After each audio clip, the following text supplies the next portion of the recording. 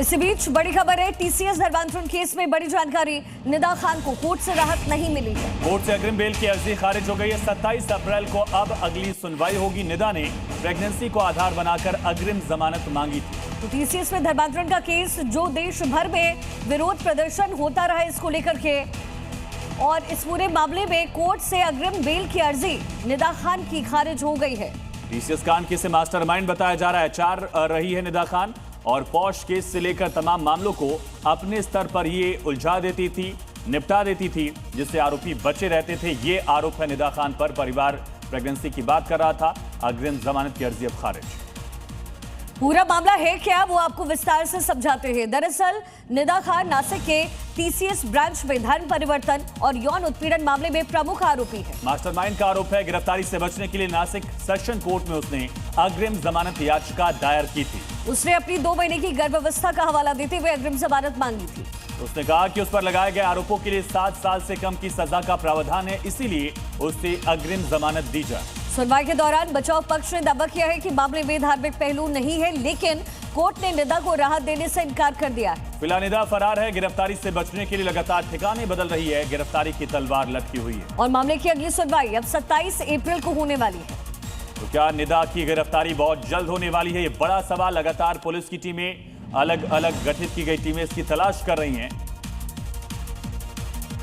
और बंगाल में पहले चरण की वोटिंग से पहले सुरक्षा एजेंसियां पूरी तरह से मुस्तैद हैं। कोलकाता के साथ ही उन सभी इलाकों में फोर्स तैनात के साथ फ्लैग मार्च किया जा रहा है। फोर्स की तैनाती भी। वोटिंग से पहले कोलकाता को छावनी में बदला जा रहा है, ताकि मतदान के दौरान किसी भी तरह के हालात पर काबू पाया जा सके। आर्म्ड व्हीकल, बुलेट प्रूफ गाड़ियां और क्यूआरएफ की टीम के साथ ही लोकल पुलिस की भी तैनाती की गई है। मुर्शिदाबाद के बेलडांगा में अर्धसैनिक बलों ने फ्लैग मार्च किया, जिसको बंगाल पुलिस लीड कर रही थी। फ्लैग मार्च के दौरान अधिकारियों ने लोगों से अपील की है कि अगर कोई धमकी दे रहा है तो प्रशासन को जरूर बताएं। इसके साथ ही संवेदनशील इलाकों में सीसीटीवी के साथ ही एक्स्ट्रा फोर्स की भी तैनाती की गई है। कोलकाता में बख्तरबंद गाड़ियों की तैनाती हुई है। ये बख्तरबंद गाड़ियां बुलेट प्रूफ भी हैं। इस वक्त की बड़ी खबर, राजधानी कोलकाता में भी इसी तरह से सख्ती दिख रही है।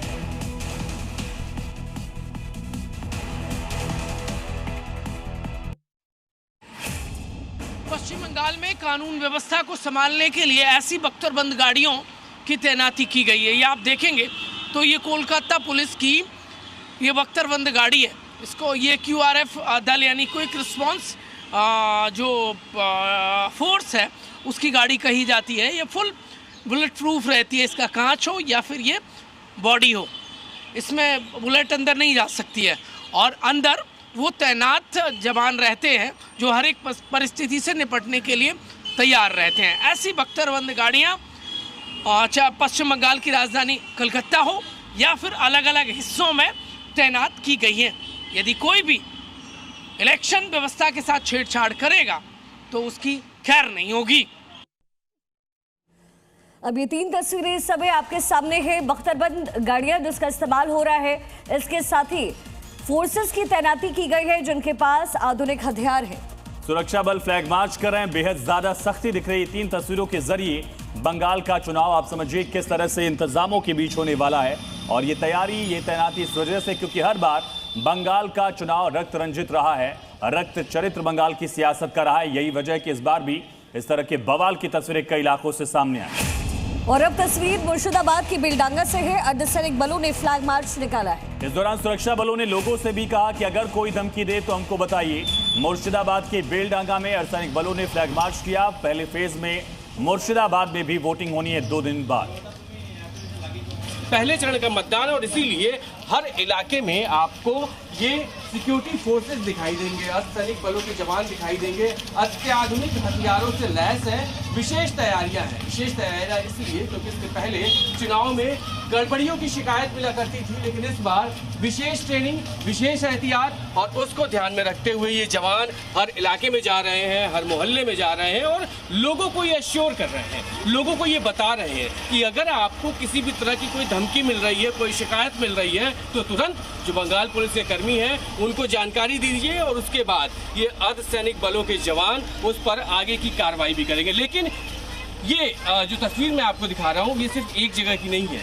इस वक्त बंगाल के, वेस्ट बंगाल के हर गली मोहल्ले में आपको इसी तरीके से अर्धसैनिक बलों की तैनाती दिखाई देगी। और इसी बीच एक बड़ी खबर है, कोलकाता में प्रचार के बीच हंगामे की तस्वीर सामने आई है। टीएमसी बीजेपी कार्यकर्ताओं में झड़प हुई है। हंगामे के बाद पुलिस का लाठीचार्ज भी देखने को मिला है। कोलकाता में प्रचार के दौरान टीएमसी और बीजेपी कार्यकर्ता आपस में भिड़ गए। हंगामे के बाद पुलिस फोर्स का लाठीचार्ज। बंगाल में वोटिंग से पहले जमकर वार पलटवार का दौर चल रहा है। मुख्यमंत्री ममता बनर्जी ने केंद्रीय सुरक्षा एजेंसियों पर उनकी चुनावी यात्राओं में बाधा डालने का आरोप लगाया। ममता बनर्जी ने कहा कि केंद्रीय एजेंसियां चुनाव के दौरान उनकी यात्राओं में बाधा डाल रही हैं। उनकी फ्लाइट को रनवे पर आधे घंटे तक रोक कर रखा गया। ममता ने दावा किया कि टीएमसी के लिए प्रचार करने पहुंचे हेमंत सोरेन के हेलीकॉप्टर को भी 40 मिनट तक रोक कर रखा गया। ममता ने कहा कि पिछले 1 महीने से उन्हें रेलवे और विमानन विभाग जैसे केंद्रीय एजेंसियों से सहयोग नहीं मिल रहा है। ममता ने अधिकारियों को धमकाते हुए कहा कि बीजेपी नेता तो यहां से चले जाएंगे, उनको हमारे साथ ही रहना है।